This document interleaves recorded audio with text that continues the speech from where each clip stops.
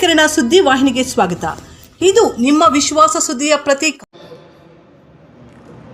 ಏನಿವತ್ತು ಕರ್ನಾಟಕ ರಾಜ್ಯದ ಅಹಿಂದ ಚಳವಳಿ ಇಡೀ ರಾಜ್ಯದಲ್ಲಿ ಜನಪರವಾದಂಥ ಈ ರಾಷ್ಟ್ರದ ಬಹುಸಂಖ್ಯಾತರ ಪರವಾಗಿ ಏನು ಈ ರಾಷ್ಟ್ರದಲ್ಲಿ ಅಹಿಂದ ಸಮುದಾಯಗಳೇನಿದೆ ಆ ಎಲ್ಲ ಸಮುದಾಯಗಳ ಪರವಾಗಿ ಹೋರಾಟಗಳು ಮಾಡ್ಕೊಂಬರ್ತಾಯಿದೆ. ಬಂಧುಗಳೇ, ಸನ್ಮಾನ್ಯ ಮೋದಿಯವರ ಸರ್ಕಾರ ಈ ರಾಷ್ಟ್ರದಲ್ಲಿ ಬಂದಾಗ ತಮಗೆಲ್ರಿಗೂ ನೆನಪಿದೆ, ಮೋದಿಯವರ ಸರ್ಕಾರ ಬಂದಾಗ ಏನೋ ಒಂದು ಬದಲಾವಣೆ ಬರ್ತದೆ ಈ ರಾಷ್ಟ್ರದಲ್ಲಿ. ಮೋದಿಯವರು ಏನೋ ಮಾಡ್ತಾರೆ, ಯಾಕೆಂದರೆ ಅವ್ರು ಹೇಳಿದ್ರು ನಾನು ಚೌಕಿದಾರ್ ಅಂತ. ಆದರೆ ಕಳೆದ 12 ವರ್ಷಗಳಲ್ಲಿ ಒಂದೇ ಒಂದು ಪತ್ರಿಕಾಗೋಷ್ಠಿಯನ್ನು ಮಾಡದೇ ಇರುವಂಥ ಬಲಹೀನ ಪ್ರಧಾನಮಂತ್ರಿ ಈ ರಾಷ್ಟ್ರದಲ್ಲಿ, ಅದು ಇಂಥ ಇಡೀ ಪ್ರಪಂಚದಲ್ಲೇ ಅತ್ಯಂತ ಬಲಿಷ್ಠವಾದ ಪ್ರಜಾಪ್ರಭುತ್ವ ಇರುವಂಥ ಅತ್ಯಂತ ದೊಡ್ಡ ದೇಶದಲ್ಲಿ ಅತ್ಯಂತ ಬಲಹೀನ ಮುಖ್ಯ ಪ್ರಧಾನಮಂತ್ರಿಗಳಿದ್ದಾರೆ ಅಂದರೆ ಈ ರಾಷ್ಟ್ರದಲ್ಲಿ ನಮಗೆಲ್ಲ ಭಾಳ ನೋವಾಗ್ತದೆ. ವಿದೇಶದಲ್ಲಿ ಕೂಡ ಪತ್ರಕರ್ತರು ಕೇಳ್ತಾರೆ, ನೀವು ಯಾಕೆ ಪತ್ರಿಕಾ ಮಾಧ್ಯಮದಲ್ಲಿ ಮಾತಾಡಲ್ಲ ಅಂತ. ಅವರು ಎಲ್ಲೂ ಕೂಡ ಪತ್ರಿಕಾ ಮಾಧ್ಯಮದ ಪತ್ರಿಕಾ ಬಾಂಧವರ ಮುಂದೆ ಮಾತಾಡಿದ ಇತಿಹಾಸನೇ ಇಲ್ಲ. ಯಾಕಿದು? ಈ ರಾಷ್ಟ್ರದಲ್ಲಿ ಭಾಳ ದೊಡ್ಡ ನೀಟ್ ಹಗರಣ ಆಗ್ತದೆ, ನೀಟ್ ಪೇಪರ್ ಲೀಕ್ ಆಗ್ತದೆ. ಪ್ರಧಾನಮಂತ್ರಿಗಳು ಮನ್ ಕಿ ಬಾತ್ ಅಂತಾರೆ, ಪರೀಕ್ಷಾ ಪೇ ಚರ್ಚಾ ಅಂತಾರೆ. ಆದರೆ ಯಾಕೆ ಮಕ್ಕಳ ಬಗ್ಗೆ ಅವರಿಗೆ ಕರುಣೆ ಬರಲಿಲ್ಲ?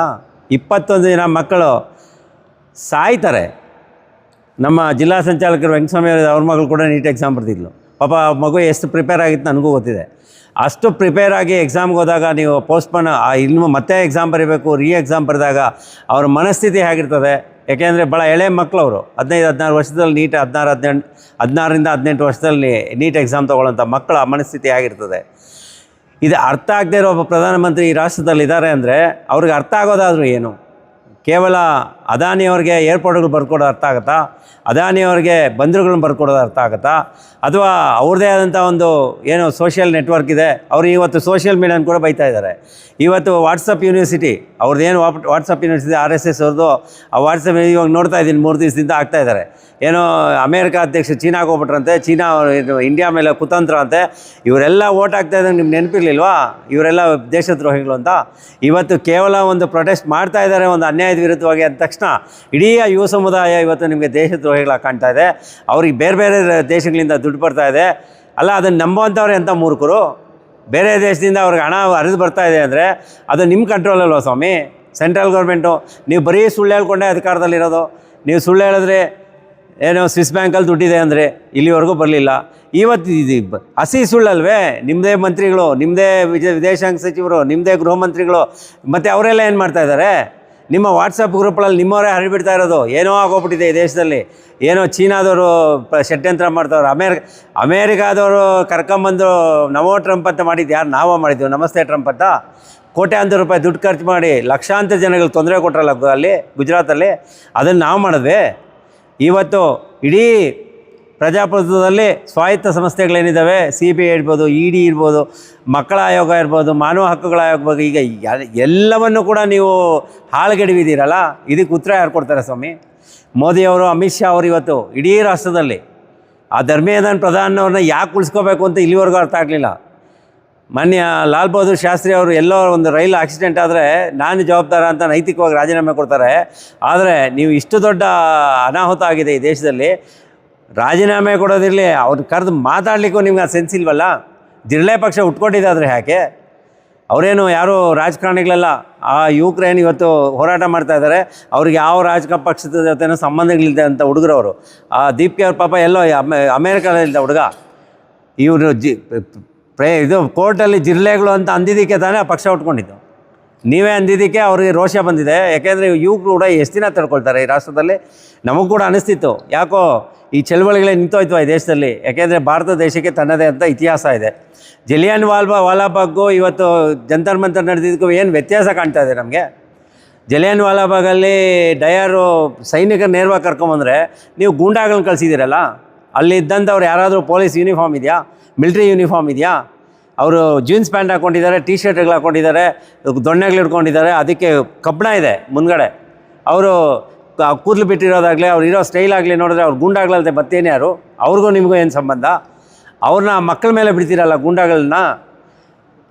ಕಮಾಂಡೋಗಳನ್ನ ತಂದು ಜಂತರ್ ಮಂತರಲ್ಲಿ ಬಿಟ್ಟಿದ್ದಾರೆ 2 ದಿವಸದಿಂದ. NSG ಕಮಾಂಡೋಗಳು ಬರೋದಕ್ಕೇನೋ ಅವ್ರೇನು ದೇಶದ್ರೋಹಿಗಳ ಅಥವಾ ಅವರೇನೋ ಟೆರ್ರಿಸ್ಟಾ? ಆ ಹುಡುಗರ ಮೇಲೆ ನೀವು ಇಷ್ಟೆಲ್ಲ ದೌರ್ಜನ್ಯ ಮಾಡ್ತಾಯಿದ್ರೆ ಈ ದೇಶದ ನಾಗರಿಕರಾಗಿ ನಾವು ಯಾವುದು ಸುಮ್ಮನೆ ಆಗಿರಬೇಕು? ಹೇಗಿರ್ಲಿಕ್ಕೆ ಸಾಧ್ಯ ಆಗುತ್ತೆ? ಹಾಗಾಗಿ ಅಹಿಂದ ಚಳವಳಿ ಅತ್ಯಂತ ಒತ್ತಾಯಪೂರ್ವಕವಾಗಿ ಇವತ್ತು ರಾಷ್ಟ್ರಪತಿಗಳನ್ನ ಒತ್ತಾಯ ಮಾಡ್ತಾಯಿದ್ದೀವಿ. ಶ್ರೀಮತಿ ದ್ರೌಪದಿ ಮುರ್ಮು ಅವರು, ನಮ್ಮ ರಾಷ್ಟ್ರಪತಿಗಳು, ತಕ್ಷಣ ಕ್ರಮ ಕೈಗೊಳ್ಳಬೇಕು. ಈ ರಾಷ್ಟ್ರದಲ್ಲಿ ಪ್ರಜಾಪ್ರಭುತ್ವ ಉಳಿಬೇಕಾಗಿದೆ. ಈ ರಾಷ್ಟ್ರದಲ್ಲಿ ಮೌಲ್ಯಗಳು ಉಳಿಬೇಕಾಗಿದೆ, ಚಳುವಳಿಗಳು ಕೂಡ ಉಳಿಬೇಕಾಗಿದೆ. ಪ್ರಜಾಪ್ರಭುತ್ವದ ಒಂದು ಭಾಳ ಅದ್ಭುತವಾದಂಥ ಚಳುವಳಿಗಳು ಅದಿರಬೇಕು. ಆ ಒಂದು ಪ್ಯಾಷನ್ ಇಲ್ಲದೇ ಇದ್ದರೆ, ನಾವು ಚಳುವಳಿಗಳು ಮಾಡದೇ ಇದ್ದರೆ, ಏನು ಈ ರಾಜಕಾರಣಿಗಳಿರ್ಬೋದು, ಅಧಿಕಾರದಲ್ಲಿರೋಂಥ ಪಕ್ಷದವ್ರು ಇರ್ಬೋದು, ಯಾವುದೇ ಪಕ್ಷ ಇರಲಿ, ಅವ್ರಿಗೆ ಬಿಸಿ ಮುಟ್ಟಿಸೋಂಥ ಕೆಲಸವನ್ನು ಯುವಕರಾಗಲಿ ರೈತರಾಗಲಿ ಮಾಡದೇ ಇದ್ದಾಗ ಅವ್ರು ಮಾಡಿದ್ದೇ ಸರಿ ಅಂತ ಆಗೋಗುತ್ತೆ. ಹಾಗಾಗಿ ಆ ಚಳುವಳಿನ ಹತ್ತಿಕ್ಕುವಂಥ ಕೆಲಸವನ್ನು ಇವತ್ತು BJP ಸರ್ಕಾರ, ಮೋದಿಯವರ ಸರ್ಕಾರ ಮಾಡ್ತಾಯಿದೆ.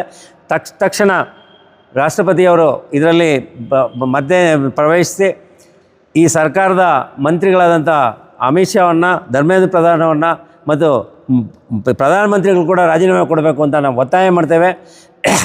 ಈ ಒಂದು ಚಳುವಳಿಯನ್ನು ನಾವು ಅಹಿಂದ ಚಳುವಳಿ ಅತ್ಯಂತ ಹೃದಯಪೂರ್ವಕವಾಗಿ ಬೆಂಬಲಿಸ್ತೇವೆ.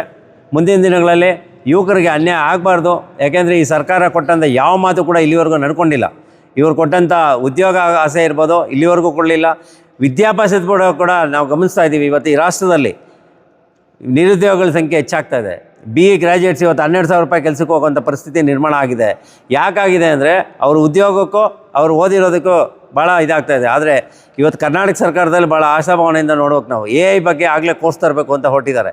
ಅಂದರೆ ಮುಂದಾಲೋಚನೆ ಮಾಡಿ ವಿದ್ಯಾಭ್ಯಾಸದ ಬಗ್ಗೆ ತರೋದು ಬಿಟ್ಟು ಇವರು ಹಿಂದಕ್ಕೆ ಹೋಗ್ತಾ ಇದ್ದಾರೆ. ಇವ್ರದ್ದು ಮನುವಾದ, ಆ ಮನುವಾದನ ಇಂಪ್ಲಿಮೆಂಟ್ ಮಾಡಬೇಕು. ಈ backward class, SC ST minorities ಇವರೆಲ್ಲ ಏನಿದ್ದಾರೆ ಬಹುಸಂಖ್ಯಾತ ರಾಷ್ಟ್ರದಲ್ಲಿ, ಅವರ ವಿದ್ಯಾಭ್ಯಾಸನ ವಂಚಿತರಾಗಬೇಕು ಅನ್ನೋದೇ ಉದ್ದೇಶ ಇವ್ರದ್ದು. ಹಾಗಾಗಿ ಇವರ ಏನು ಸಾವಿರಾರು ವರ್ಷಗಳಿಂದ ಈ ದೇಶದಲ್ಲಿ ಇದ್ದಂಥ ಪದ್ಧತಿಗಳನ್ನ ಮತ್ತೆ ತರಬೇಕು, ಮತ್ತು ಗುಲಾಮಗಿರಿಗೆ ನಮ್ಮನ್ನೆಲ್ಲ ನೂಗಬೇಕು ಅನ್ನೋ ಉದ್ದೇಶ ಇವರು ಇಟ್ಕೊಂಡಿದ್ದಾರೆ ಅನ್ನೋ ಭಾವನೆ ಈ ರಾಷ್ಟ್ರದಲ್ಲಿ ಮೂಡ್ತಾ ಇದೆ ಅನ್ನೋ ಒಂದು ಅಂಶವನ್ನು ಕೂಡ ಗಮನಕ್ಕೆ ತರ್ತಾ, ಅಹಿಂದ ಚಳವಳಿ ಅತ್ಯಂತ ಉಗ್ರವಾಗಿ ಈ ಘಟನೆಯನ್ನು ಖಂಡಿಸ್ತದೆ ಅಂತ ಈ ಸಂದರ್ಭದಲ್ಲಿ ಹೇಳಿ ನಾನು ಮಾತು ಮುಗಿಸ್ತೇನೆ. ನಮಸ್ಕಾರ.